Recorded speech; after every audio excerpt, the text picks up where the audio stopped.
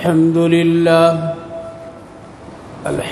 لله نحمده ونستعينه ونستغفره ونؤمن به ونتوكل عليه ونعوذ بالله من شرور أنفسنا ومن سيئات أعمالنا من يهده الله فلا مضل له ومن يضلله فلا هادي له ونشهد أن لا إله إلا الله وحده لا شريك له ونشهد أن سيدنا ونبينا وحبيبنا ومولانا محمدا عبده ورسوله وصلى الله تعالى عليه وعلى آله وأصحابه أجمعين أما بعد فأعوذ بالله من الشيطان الرجيم بسم الله الرحمن الرحيم يا أيها الذين آمنوا لا تلهكم أموالكم ولا أولادكم عن ذكر الله ومن يفعل ذلك فأولئك هم الخاسرون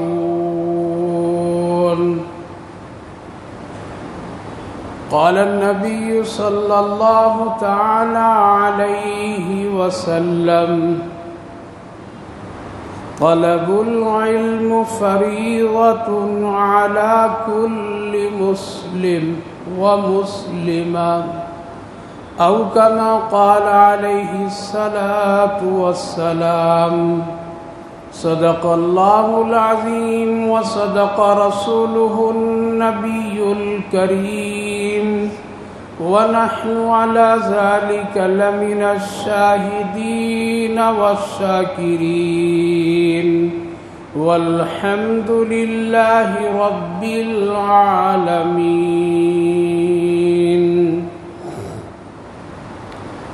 قابل قدر بزرگوں اور دوستوں، اللہ رب العالمین کا شکر، اس کا احسان، اس کا فضل کہ اللہ نے ہم سبوں کو نماز جمعہ ادا کرنے کی غرض سے پہل آنے کی توفیق مرحمت فرمائی ہے. اللہ تعالیٰ قبول فرمائے اور آخرت کے لیے نجات کا ذریعہ بنائے. جو باتیں کہی جائے سنی جائے ہم سب کو عمل کی توفیق نصیب فرمائے. بھائی اور بزرگوں، اس دنیا میں اللہ رب العالمین نے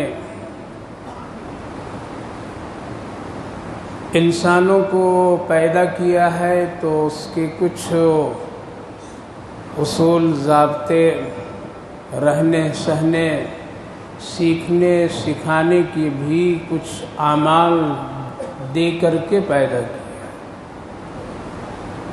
کہ ایک انسان اس دنیا میں کس طرح سے زندگی گزارے اور گزار کر کے پھر آخرت کس طرح سے بنائے اور یہاں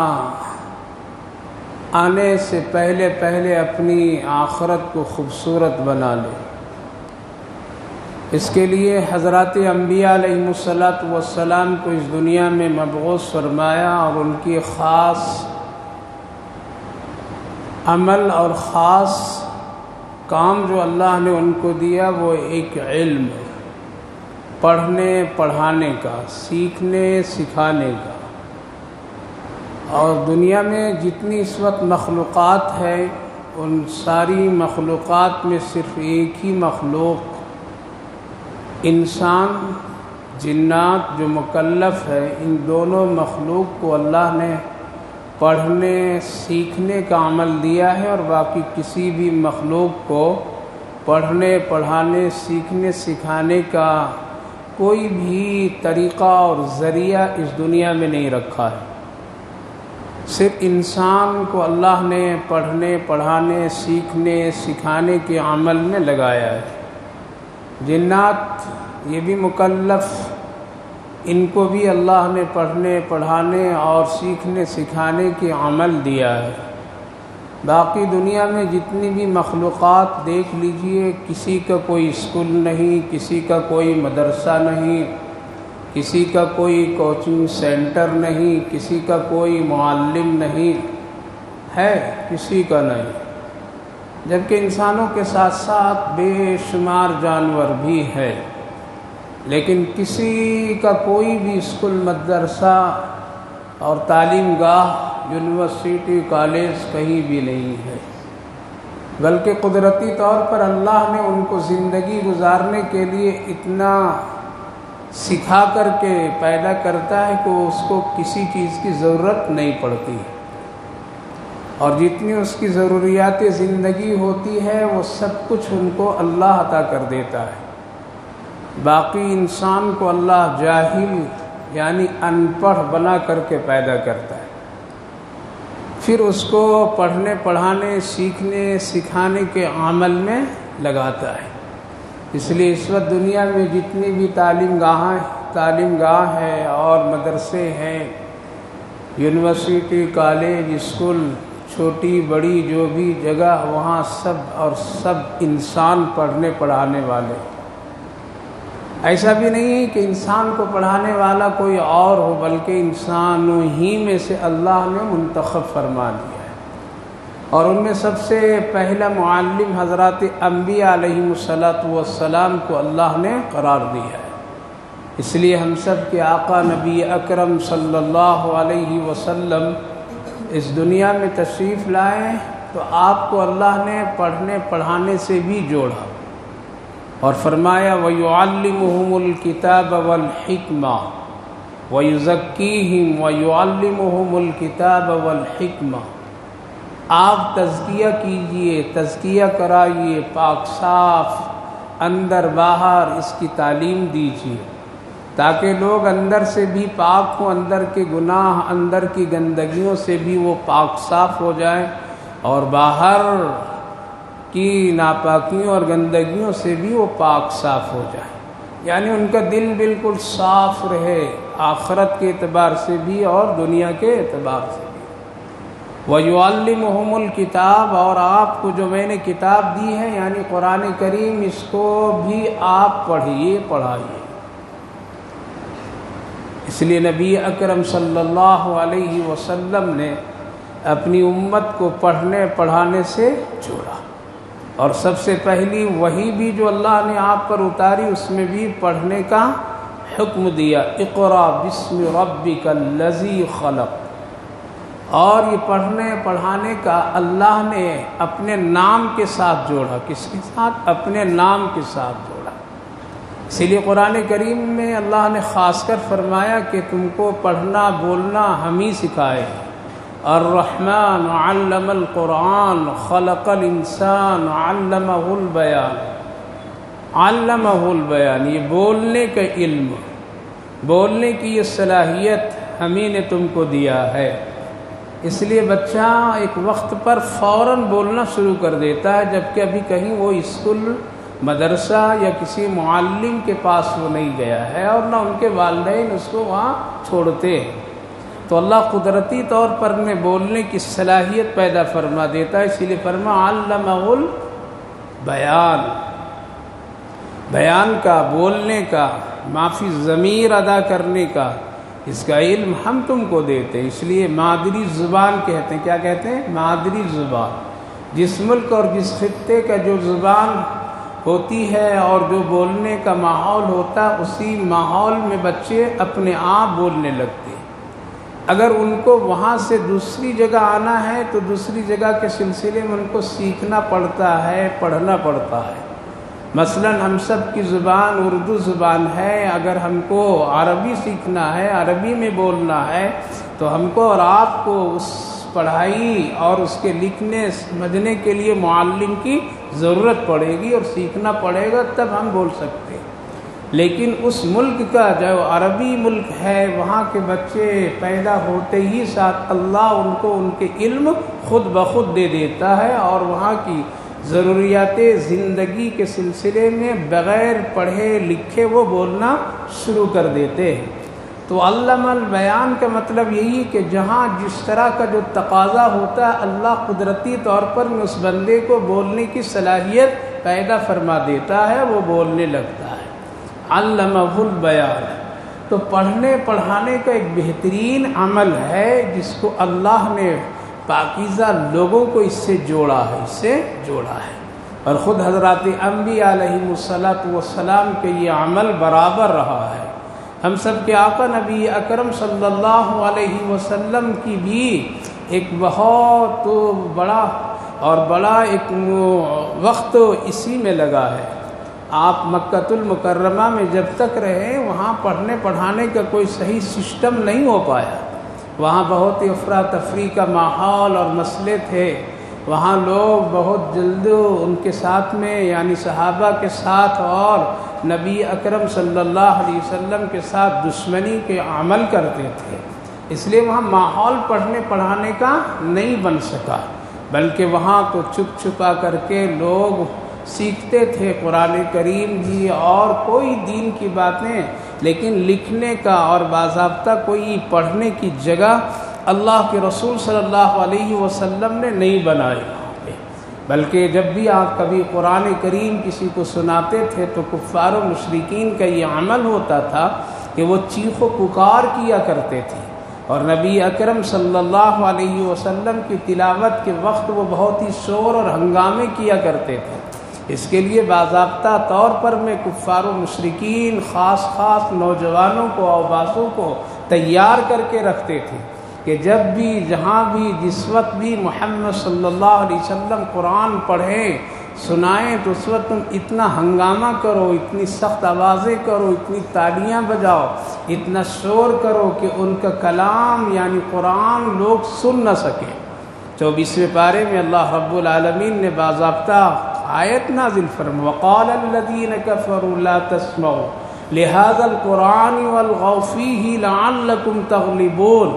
یہ کافر لوگ چاہتے ہیں کہ قرآن کریم کی آواز پر اپنی آواز کو غالب کر دیں، اس لیے شور اور ہنگامہ کرتے ہیں، یہاں تک کہ ظہر اور عصر میں جو نماز میں تلاوت کیا جاتا تھا اور نماز کی حالت میں اللہ کے رسول صلی اللہ علیہ وسلم تلاوت فرماتے تھے تو وہ لوگ آ کر کے اس میں شور کرتے تھے، ہنگامہ کرتے تھے۔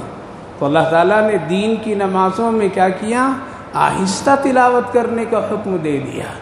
آہستہ یہ حکمت ہے، لہذا 2 نمازوں میں سری تلاوت ہوتی ہے اسی مقصد اور مصلحت کی بنیاد پر۔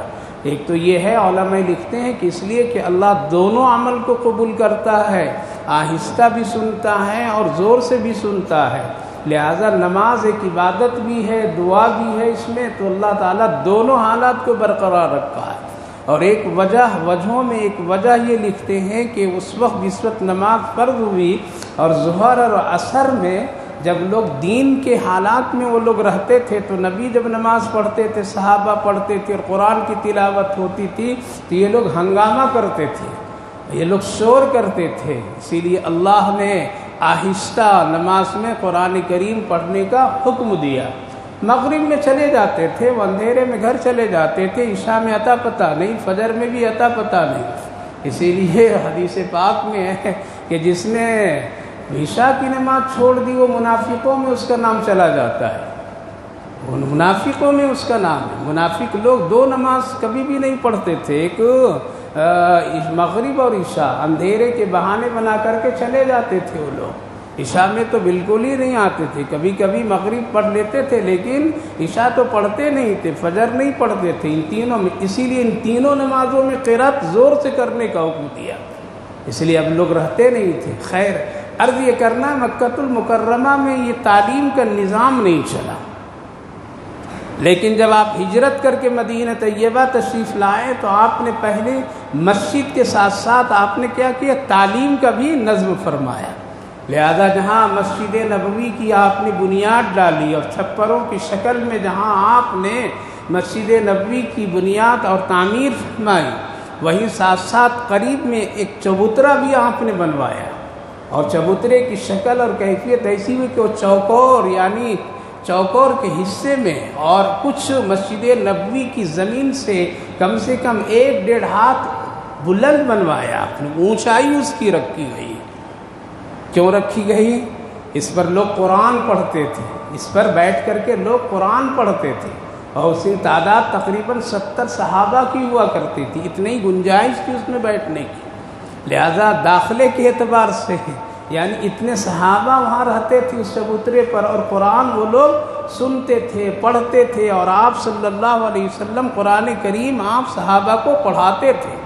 علماء کرام محدثین لکھتے ہیں کہ یہ چبوترا جو اتنا اونچا کیا گیا مسجد نبوی کی زمین سے، اس کا خاص مقصد یہ ہے کہ اہل علم ہمیشہ اونچائی پر ہے، ان کا مقام اونچا ہے، قرآن ہمیشہ بلند ہے، اس کو بلند کی جگہ پر رکھنا چاہیے، نہ کہ اس کو نیچے کی جگہ پر رکھنا چاہیے۔ قرآن کی تعلیم اور قرآن کے پڑھنے والے کو نمایاں رہنا چاہیے اور نمایاں رکھنا چاہیے۔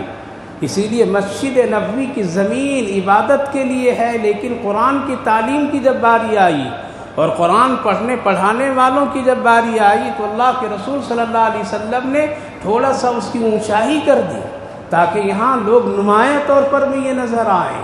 لہذا قرآن پڑھنے والوں کو نمایاں رہنا چاہیے بھی اور نمایاں رکھنا بھی چاہیے، اس کو بلند مقام دینا چاہیے، عزت بھی دینی چاہیے، نہ کہ اس کو زمین میں گاڑ دینا چاہیے۔ عام طور پر میں آج حال جو ہے وہ یہی ہے۔ لہذا یہ ایسا ایک چبوترا نبی اکرم صلی اللہ علیہ وسلم، اس میں چھتیں نہیں تھی، چھت نہیں تھی، دیواریں بھی نہیں تھیں، نہ دیوار ہے نہ چھت ہے، صرف ایک چبوترا ہے مسجد سے باہر، آج بھی وہ موجود ہے۔ جس کو اللہ نے توفیق دی اور مسجد نبوی جو لوگ گئے ہیں وہ آج بھی اصحاب صفہ کے چبوترا کے نام سے لوگ جانتے ہیں، اور وہاں بہت سارے لوگوں کو نصیب بھی ہوا ہوگا وہاں بیٹھ کر کے قرآن۔ الحمدللہ اس بندے کو بھی کئی بار موقع ملا اور کئی قرآن کریم ختم کرنے کا موقع اللہ نے دیا۔ یہ چبوترا بڑی بابرکت جگہ ہے، اور آج بھی اسی طرح ہے۔ مسجد نبوی کی بہت ساری تبدیلیاں ہو گئی، مسجد نبوی کی تعمیر کے اعتبار سے، نقشے کے اعتبار سے، حسن و جمال کے اعتبار سے، خوبصورتی کے اعتبار سے بہت ساری رد و بدل کر دیے گئے، لیکن چبوترا آج بھی اسی طرح باقی ہے، اور آج بھی وہاں پڑھنے پڑھانے اور قرآن کی تلاوت کا نظام ہے۔ ابھی کچھ سالوں سے کچھ وہاں پر گھیرا بندی کر کے ذرا حفاظت کے لیے کچھ رکھ دیا گیا، لوگ نہیں بیٹھ پاتے، لیکن سالوں برسوں تک چل رہا تھا اور انشاءاللہ پھر چلے گا۔ تو میں عرض یہ کر رہا ہوں کہ دنیا میں سب سے پہلا مدرسہ کس نے قائم کیا؟ نبی اکرم صلی اللہ علیہ وسلم۔ پڑھانے والا سب سے معلم بڑا کون؟ ہم سب کے آقا نبی اکرم صلی اللہ علیہ وسلم۔ پڑھنے والے کون تھے؟ وہ صفہ پر چبوترے پر بیٹھ کر کے، اس کا نام صفہ دیا گیا، اس پر وہ غریب صحابہ تھے، اور یہ چھوٹے چھوٹے لوگ نہیں تھے، عمر دراز والے لوگ تھے، عمر جن کی تھی، اس لیے ایمان تو چھوٹے لوگ نہیں لائے تھے نا۔ اس میں حضرت ابو ہریرہ تھے، حضرت بلال حبشی تھے، ابی بن کعب تھے، سعد سے سعید تھے، طلحہ تھے، بہت سارے مہاجرین صحابہ تھے، انصار صحابہ تھے۔ نبی اکرم صلی اللہ علیہ وسلم آپ قرآن پڑھاتے تھے۔ حضرت ابو ہریرہ رضی اللہ عنہ فرماتے ہیں، کہتے ہیں کہ ہم لوگوں کے سردی کے زمانے میں بالکل کپڑے نہیں ہوتے تھے، اور کھلے ہوئے آسمان میں ہم لوگ بیٹھتے تھے، نہ دیواریں ہوتی تھی، ہوا بھی بڑی تیز چلتی تھی، تو ہم لوگ سب ایک دوسرے سے حلقہ بہت مضبوط مل کر کے، تاکہ ایک کے جسم کی گرمی اور حرارت محسوس ہو اور پڑھنے پڑھانے میں کوئی دشواری نہ ہو۔ اور نبی اکرم صلی اللہ علیہ وسلم تشریف لاتے تھے اور قرآن پڑھاتے تھے۔ تو سب سے پہلا مدرسہ مسجد نبوی میں قائم کرنے والا نبی اکرم صلی اللہ علیہ وسلم، پڑھنے والے صحابہ کرام، کھانے پینے کا نظم کچھ بھی نہیں، چندہ بھی نہیں، کچھ بھی نہیں، توکل علی اللہ، توکل علی اللہ۔ کوئی آتے تھے اور اپنے باغ سے کھجور کا کوئی گچھا لاتے تھے اور لا کر کے صحابہ کو دے دیتے تھے کہ آپ لوگ اس کو کھائیے تقسیم کر کے۔ لہذا ایک کھمبا ایک ہوتا تھا، اس میں اس کھجور کے گچھے کو لٹکا دیا جاتا تھا، صحابہ میں سے ایک ایک توڑ توڑ کر کے کھاتے تھے۔ ایسا نہیں کہ آ گیا تو جھپٹ کر کے بالکل جیسے افطار کے وقت میں دسترخوان پر میں ہاتھا پائی مارا ماری کر کے فوراً سمٹ دیتے ہیں۔ صحابہ جبکہ بھوکے ہوتے تھے پھر بھی ایک دوسرے کا خیال رکھتے ہوئے کہ کس کو ہم لوگ دوسروں تک کے خیال رکھ کر کے دوسروں کو بھی ملے، اس لیے ایک ہی کھاتے تھے، ایک ایک توڑ توڑ کے کھاتے تھے، پانی پی لیتے تھے۔ کتنی مشقت سے تعلیم ہوئی، کتنی مشقت سے یہ مدرسہ قائم کیا گیا۔ سب سے پہلا مدرسہ، سب سے علمی مرکز، سب سے پہلا کہاں؟ وہاں ہے۔ صحابہ قرآن سیکھتے ہیں، کوئی قرآن کو ہڈیوں پر لکھتے ہیں، کوئی پتھروں پر لکھتے ہیں، کوئی چمڑوں پر لکھتے ہیں، کوئی دل میں یاد کرتے ہیں۔ یہ سب صحابہ محنت کیے ہیں، یہ سب صحابہ کی محنتیں ہیں۔ پھر روزی روزگار کا بھی مسئلہ رہا کہ کس طرح سے اگر سب لوگ یہاں بیٹھ کر کے قرآن ہی پڑھنے لگیں گے تو گھر کی روزی روٹی کیسے چلے گی؟ تو پھر آگے چل کر ایک نظام بنایا گیا، آپس میں لوگ حلقہ بنائیں کہ اگر 4 آدمی ہم لوگ حلقے میں ہیں تو 2 لوگ ایک ہفتے کے لیے چلے جاؤ جنگل بازار مزدوری کرو، اور جو کچھ تم لوگ کماؤ وہ ہم لوگ آپس میں آدھا آدھا کر لیں گے، اور 2 آدمی یہاں رہ کر کے کیا کرو؟ سیکھو، اللہ کے رسول سے قرآن سیکھو، مسئلے سیکھو، شریعت سیکھو، سب کچھ سیکھو، جو تم لوگ سیکھ جاؤ گے وہ ہم کو بتا دینا۔ اللہ اکبر، کتنی محنت مشقت ہوئی۔ لہذا وہ لوگ جو 2-4 نکلتے تھے وہ محنت مزدوری کرتے تھے، لکڑیاں چونتے تھے، جنگلوں میں جاتے تھے، جو کچھ کرنا ہوتا تھا کرتے تھے، اور جو بھی وہاں سے سرمایہ اور جو کچھ مزدوری جو بھی کمائی ہوتی تھی اس میں پھر آدھا آدھا بانٹ لیتے تھے۔ علم تم ہم کو دو، روزی ہم تم کو دیں گے۔ پھر ایک ہفتہ یہ لوگ جاتے تھے اور ایک ہفتہ وہ لوگ بیٹھتے تھے، اس طرح سے یہ نظام چلا۔ آج گلی گلی میں جو مدرسے مل جا رہے ہیں، علماء مل جا رہے ہیں، آج پڑھنے پڑھانے والے جو مل جا رہے ہیں، یہ اتنی آسانی سے، اس کے پیچھے ایک بڑی محنت ہے، اس کے پیچھے ایک بڑی قربانیاں ہیں، اس کے پیچھے بہت ہی جفا کشی ہے، اس کے پیچھے صحابہ کرام رضوان اللہ عنہم اجمعین کا ایک وہ لامتناہی ایک محنتیں ان کی ہے، تب یہ جا کر کے۔ لہذا پہلا علم کا چشمہ، علم کا مدرسہ مسجد نبوی میں قائم ہوئی۔ پھر ایک زمانے تک کہ علم یہیں سے چلتا رہا، لیکن کچھ دنوں کے بعد میں، کچھ سالوں کے بعد میں جب وہ صحابہ کا دور ختم ہوا تو یہ علمی مرکز کوفہ منتقل ہو گیا۔ کہاں؟ کوفہ منتقل ہو گیا، جہاں حضرت امام ابو حنیفہ علیہ الرحمہ، بڑے بڑے ایسے فقہائے کرام اور امام بخاری علیہ الرحمہ یہ سب علاقے میں تھے، یہاں یہ علم کا چشمہ اور یہ مدرسہ اس طرح کی کیفیت کی منتقل ہو گیا۔ اب لوگ مدینہ جانے کے بعد میں علم حاصل کرنے کے لیے لوگ کوفہ آیا کرتے تھے اور وہاں سے علم حاصل کرتے تھے۔ لہذا ایک صدیوں تک کے کوفہ علمی مرکز مسلمانوں کا رہا، اور وہاں سے پھر یہ حدیث، یہ فقہ اور فتوے اور مسائل، یہ ساری چیزیں چلتی رہی۔ تاریخ بتا رہا ہوں، ہم لوگ غفلت میں ہیں، ہم لوگ اس وقت غفلت میں ہیں، اپنے مدرسوں کی اہمیت کو نہیں جانتے سمجھتے ہیں۔ ہم لوگ یہ سمجھتے ہیں بس ایسے ہی یہ کھیل کھلاڑی کا قصہ ہے۔ علم اگر ہے تو اسکول ہے، علم ہے تو کالج ہے، علم ہے تو میڈیکل ہے، علم ہے تو انجینئر ہے، علم ہے تو یہ ہے، علم ہے تو چاند پر جانا ہے، علم ہے تو یہ ہے۔ ارے بھائی، اس کے پیچھے ہمارے انبیاء علیہ السلام صحابہ نے بالکل نہیں محنت کی۔ ایک زمانے تک کہ وہ رہا مرکز، پھر ایک زمانے کے بعد میں یہ علمی مرکز مصر آ گیا۔ کہاں آ گیا؟ مصر آ گیا، اور ایک علمی مرکز بنا، قرآن کا مرکز بنا۔ اتنا بہترین قرآن پڑھنے والے وہاں آج بھی بہترین پڑھنے والے ہیں، لیکن ان کے اندر میں تواضع نہیں ہے، انکساری نہیں، للہیت نہیں ہے، قرآن کی پہچان نہیں ہے، آواز تو ہے لیکن قرآن اندر نہیں ہے۔ لہذا ایک زمانے تک کہ مصر میں علم کا یہ خزانہ رہا، اور علم یہاں سے پھیلتا رہا، قرآن یہاں سے پڑھایا جانے لگا، اور یہاں سے اچھے اچھے قراء، اچھے اچھے قاری، اچھے اچھے علماء، اچھے اچھے لوگ نکلے، وہاں سے اچھے اچھے لوگ نکلے۔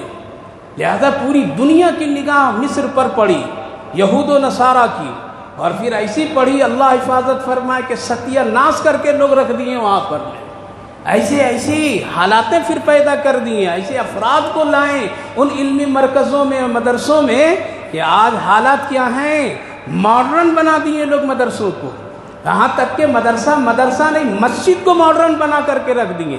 لہذا وہاں کے امام کی داڑھیاں نہیں ہوتی ہے، وہاں قرآن پڑھانے والے مدرس کی داڑھی نہیں ہوتی ہے، وہاں کی مفتی کے چہرے پر میں سنت رسول نہیں ہے، وہاں کے لوگوں کے قرآن پڑھنے کا انداز بہترین ہے لیکن سنت سے وہ خالی ہیں۔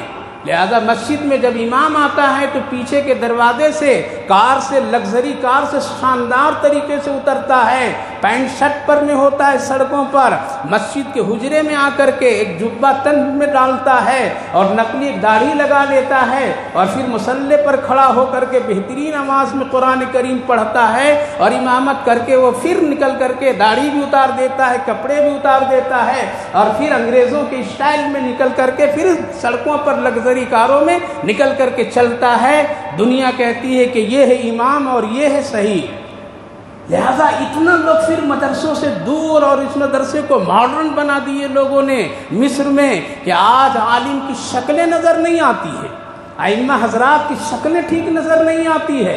یہ اللہ کا احسان جانو میرے بھائیو، بزرگوں، نوجوانوں، یہ ہندوستان کے علماء کی بڑی جفا کشی، محنت، صبر ہے کہ آج اپنی تمام قربانیوں کے باوجود، تمام پریشانیوں کے باوجود، تمام حالات کے باوجود بھی کسی بھی مسجد کے امام کے چہرے سے سنت غائب نظر نہیں آتا آپ کو، کبھی بھی ان کے لباس میں کوئی فرق نظر نہیں آئے گا۔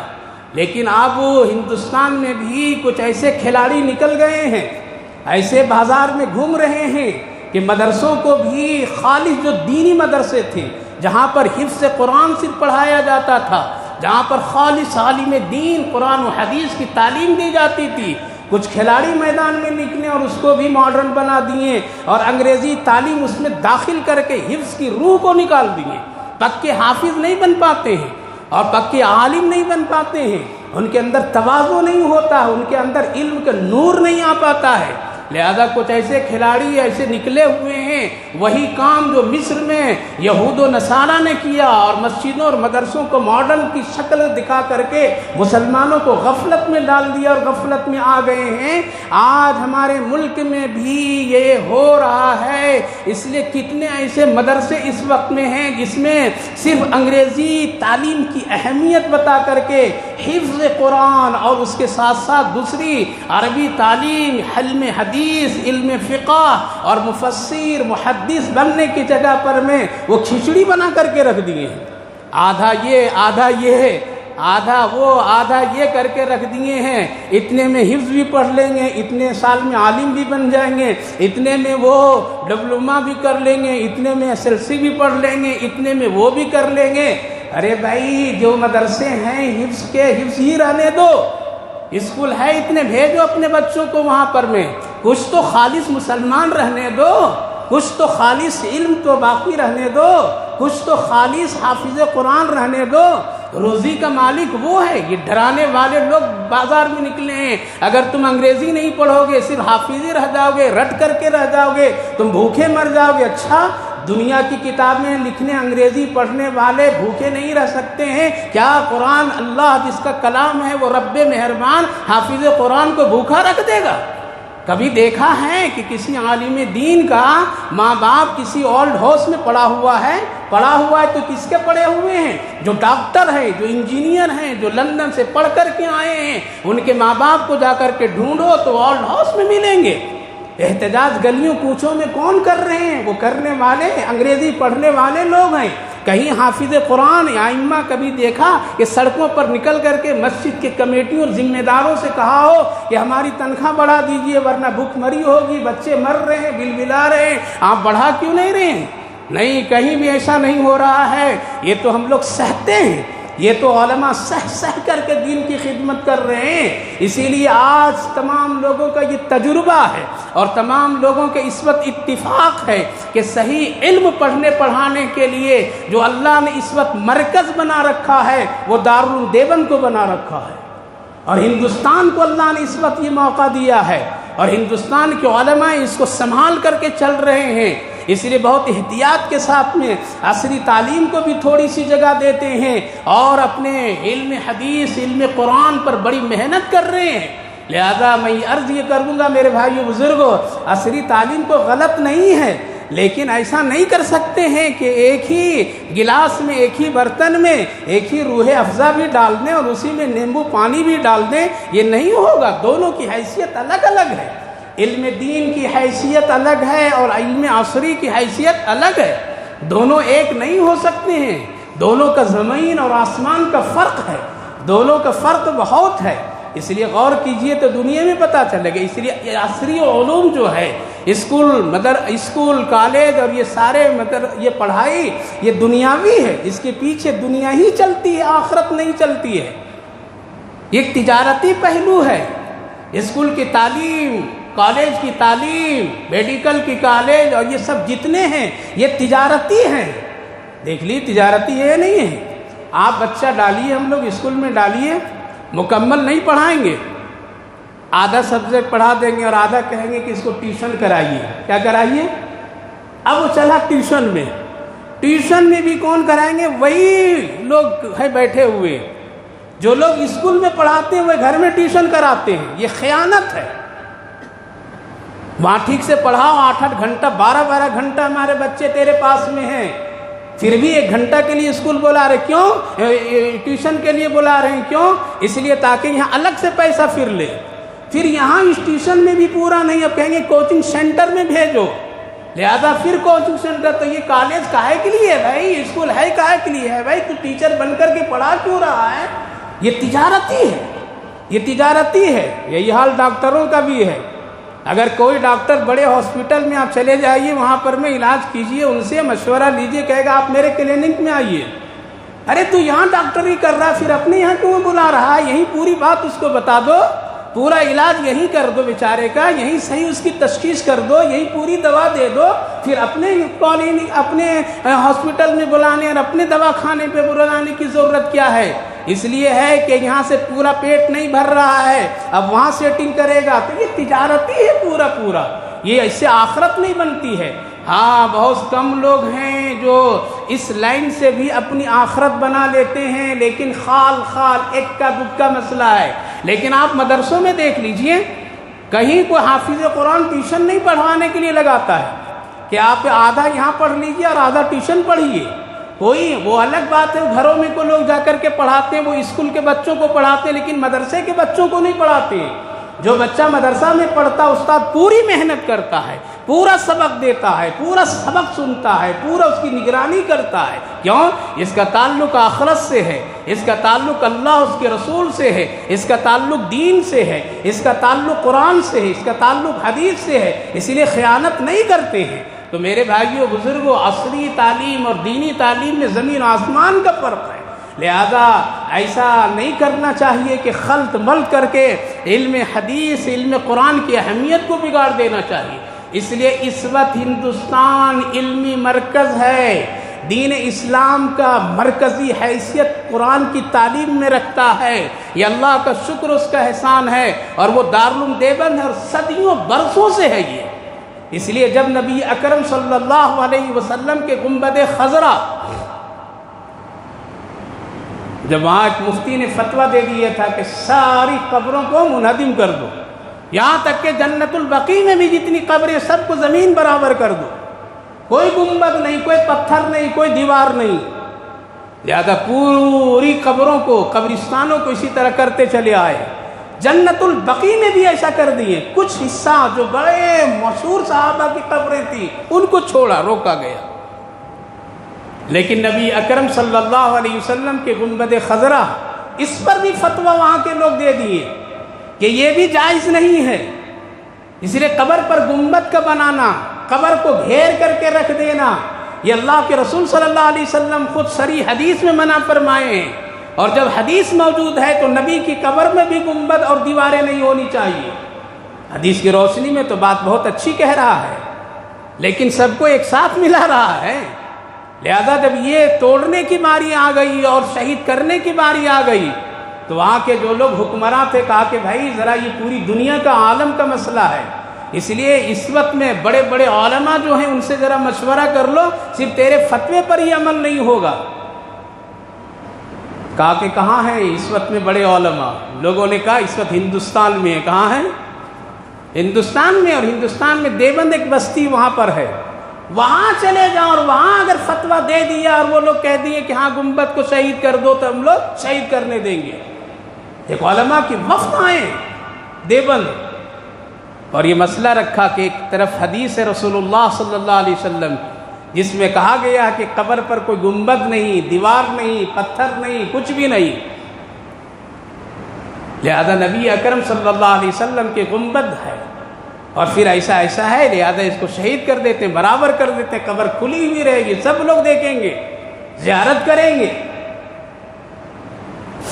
آپ سے فتویٰ لینے کے لیے آئے ہیں۔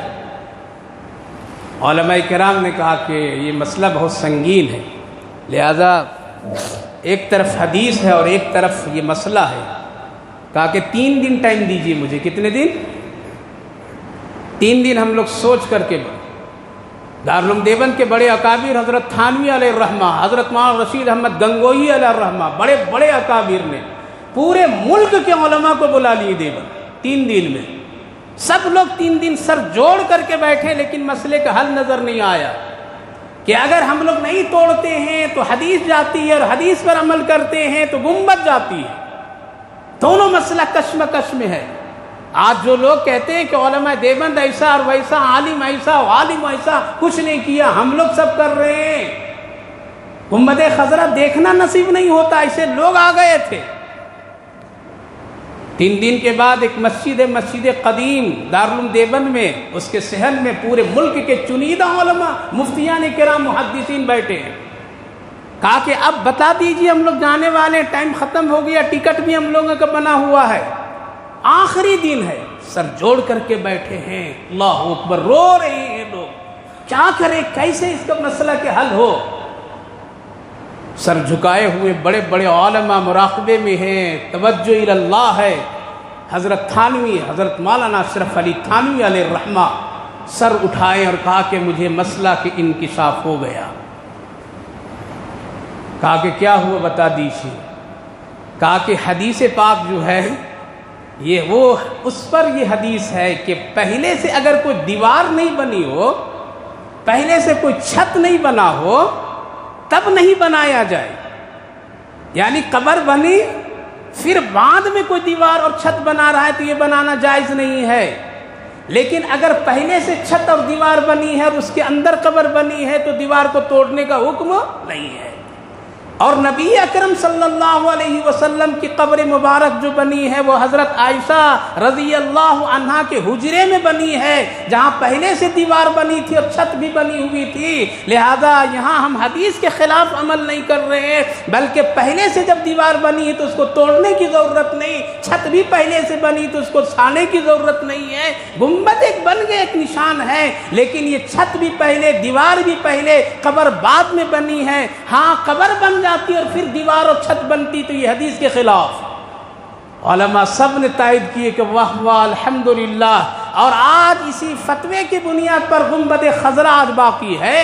میرے بھائیوں بزرگوں، عرض یہ کر رہا ہوں کہ پہلا مدرسہ مسجد نبوی صفا کا چبوترا، دوسرا پھر کوفہ، تیسرا پھر مصر، لیکن مصر میں آج حالات ٹھیک نہیں ہیں، وہاں دینی مزاج ٹھیک نہیں ہے، سنت پر عمل کرنے والے ائمہ علماء نہیں ہیں، وہ ماڈرن کی طرف چلے گئے ہیں، اور ہمارا ملک بھی اس وقت اسی طرح جا رہا ہے، اور مدرسوں کی حال بھی لوگ اسی طرح کوشش کر رہے ہیں۔ ہمارے مدرسے میں حفظ بھی تھوڑا ہو جائے، عالم بھی 2 سال میں بن جائے، اور ایسے کھلاڑی کھیل رہے ہیں، 2 سال میں عالم بنا دیتے ہیں، تھوڑے دن میں حافظ بنا دیتے ہیں، اس میں انگریزی تعلیم بھی لا کر کے داخل کر دیتے ہیں تاکہ بچہ سب کچھ بن جائے۔ ارے ایک ہی بننے دو، اچھا عالم بننے دو، مخلص مسلمان بننے دو، پکا حافظ بننے دو، پڑھنے پڑھانے کی جگہ بہت ہے، وہاں جا کر کے پڑھنے دو۔ مدرسوں کو کیوں خراب کر رہے ہو؟ اور جو لوگ اس طرح کی حرکتیں کر رہے ہیں خواب دکھا کر کے، یہ گویا کہ علم کی روح نکال دے رہے ہیں، مدرسوں کی حیثیت کو مٹا دے رہے ہیں، اور لوگ اس کی بڑی تعریف کر رہے ہیں، سیدھے سادے چٹائی پر بیٹھ کر کے پڑھانے والے کی قدر نہیں کر رہے ہیں۔ اس لیے میرے بھائیو بزرگوں، اس وقت ہندوستان ہی ایک ایسا نمونہ ہے پوری دنیا کے لیے کہ یہاں کے علماء، یہاں کے دینی مدارس جو خالصتاً للہ کے لیے کام کر رہے ہیں، وہ پوری دنیا کے لیے ایک نمونہ ہے۔ اس لیے اللہ نے فرمایا قرآن میں کہ علم دین، یا ایھا الذین آمنوا لا تلہکم اموالکم، اپنی اولاد کو مال کے ذریعے سے اور تعلیم سے محروم کر کے اپنا مال بھی ہلاک نہ کرو اور اپنی اولاد کو بھی ہلاک نہ کرو۔ آج ہم مال بھی ہلاک کر دے رہے ہیں، اولاد کو بھی ہلاک کر دے رہے ہیں اور ان کو دینی تعلیم نہیں دے رہے ہیں۔ اس لیے دینی تعلیم کا جو نظام بنایا ہے ہمارے علماء نے کہ محلے کے ہر مسجد میں جو مکاتب کھول دیے گئے ہیں، ان مکتبوں کی طرف توجہ دیجئے، اپنے بچے بچیوں کو بھیجئے اور یہاں مکتب سے فائدہ اٹھائیے۔ اگر آج مکتب کو آپ بھلا دیں گے، قسم خدا کی تیرے قبر پر کوئی فاتحہ پڑھنے والا بھی نہیں ہوگا۔ اپنے بچوں کو اسکول میں بھیجنے سے پہلے مکتب میں بھیجئے، اسکول میں لے جانے سے پہلے قرآن کی تعلیم دیجئے، اسکول میں پڑھانے سے پہلے اس کو دین بتا دیجئے، اللہ بتائیے، رسول بتائیے۔ اس لیے مکاتب کی قدر کیجئے، مکتب میں پڑھنے والے علماء حفاظ کرام جو محنت کرتے ہیں اس کی قدر کیجئے، ان کو اچھی تنخواہیں دیجئے، ان کی فیسلٹی دیجئے، ان کو سہولتیں دیجئے۔ یہ اچھا کام کر رہے ہیں، اگر یہ نہیں کریں گے قسم خدا کی یہاں بھی اسی طرح کی حرکتیں ہو جائے گی جو مصر اور دوسرے مسلم ملکوں میں ہو رہا ہے۔ اس لیے مکاتب کی اہمیت دیجئے، مکتب میں اپنے بچوں کو بھیجئے۔ عجیب و غریب حال ہے، نوکری کے لیے صبح اٹھ جائیں گے، اسکول میں بچے کو بھیجنے کے لیے ماں باپ سب کھڑبڑ، یہ لاؤ وہ لاؤ، ٹفن باندھو، غسل کراؤ، پاؤڈر لگاؤ، آنکھوں میں سرما دے دو، وہاں میڈم کیا کہے گی دیکھ کر کے، اس کی ماں کیسی، اس کے باپ کیسے ہے۔ ارے کتنا بد نصیب ہو تیرا بچہ، مکتب نہیں آتا تجھے فکر نہیں ہے، اور آتا ہے تو تنہا اکیلے آتا ہے، نہ اس کی آنکھیں صاف ہے، باپ کی ٹوپی پہن کر کے آ رہا ہے، چپل کسی اور کا پہن کر کے آ رہا ہے، ناک بھی اس کا گندا ہے، کہاں گئی اس کی ماں، کہاں گیا اس کا باپ۔ اللہ کیا کہے گا یہ تجھے ڈر نہیں ہے، میڈم کیا کہیں گے، اسکول کا سر کیا کہیں گے، قبر میں پتہ چلے گا جب کیا کہیں گے۔ یہ طاقتور علم ہے، علم دین، اسی قدر کر لیجئے۔